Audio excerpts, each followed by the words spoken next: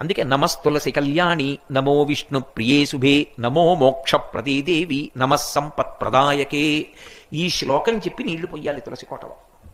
ఎందుకు పోస్తారు అంటే తులసి ఒక్క దాంట్లో తులసి కోటలో నీళ్లు పోశారండి అంటారు ఇళ్లలో. చూడండి, అలా అనడానికి కారణం ఏమిటో తెలుసా?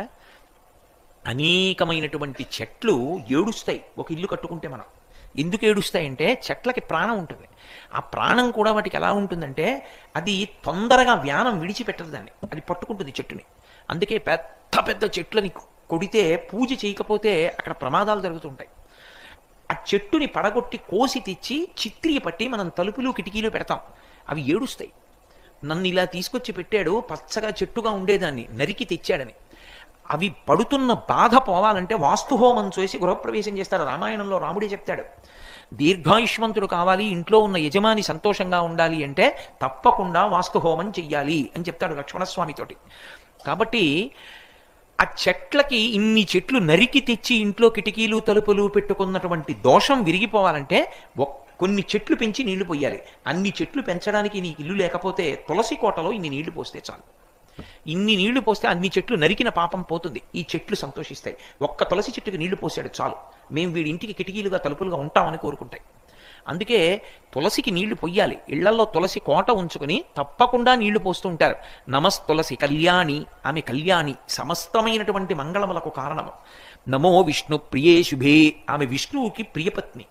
లక్ష్మీయే తులసిగా ఉంటుంది లోకంలో, లక్ష్మీదేవి అంశ.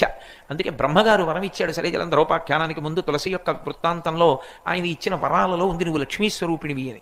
కాబట్టి నమస్తులసి కళ్యాణి, నమో విష్ణు ప్రియే శుభే, నమో మోక్ష ప్రదీదేవి. ఆ తులసి కోట మోక్షాన్ని ఇస్తుంది. ఎందుకు ఇస్తుంది నేను ఇందాక మీతో చెప్పా. ఇవ్వడానికి కారణం ఏంటంటే తీర్థములన్నీ దాని మొదట్లోకి వచ్చి నిలబడతాయి. ఎందుకు వస్తాయో తెలుసా? ఒక ఆయనకి చిన్నతనంలో భక్తి వచ్చిందండి. ఆయన తీర్థాలకు వెళ్ళాడు, పుణ్యక్షేత్రాలకు వెళ్ళాడు, స్నానం చేశాడు. ఒక ఆయన సరి అయిన మార్గంలో నడవలేదు. కానీ వయసు ఉడిగిపోయిన తర్వాత తెలుసుకున్నాడు, అరే రే తీర్థం ఎంత గొప్పదిరా, ఎప్పుడు చేయలేదు నేను తీర్థస్నానం, పాడు చేసుకున్నాను రా అని బాధపడ్డాడు. ఇప్పుడు ఎలా మళ్ళీ కిందకి వెళ్ళగలడా? ఓపిక వస్తుందా? వెళ్ళి స్నానాలు చేయగలడా? చేయలేడు. ఆయన ఆర్తి తీర్చడానికే తీర్థములన్నీ తులసికోట మొదట్లో ఉంటాయి. ఇప్పుడు ఆ నీళ్లలో తులసిలో నీళ్లు పోస్తే ఆ మొదట ఉన్న మట్టి అందులోకి వస్తుందా? ఆ నీళ్లలో వేళ్లు పెట్టి ఇలా అనుకున్నాడు అనుకోండి, సమస్త తీర్థస్నానం చేసినట్టే. అందుకే అంత గొప్పగా శాస్త్రం కిందకి దిగొచ్చింది, అనుగ్రహించారు దేవతలు. తులసి కోట ద్వారా అనుగ్రహించారు, తులసి మొక్క ద్వారా అనుగ్రహించారు. ఆ తులసి లక్ష్మీ స్వరూపం కనుక శ్రీ మహావిష్ణువు అత్యంత ప్రీతి.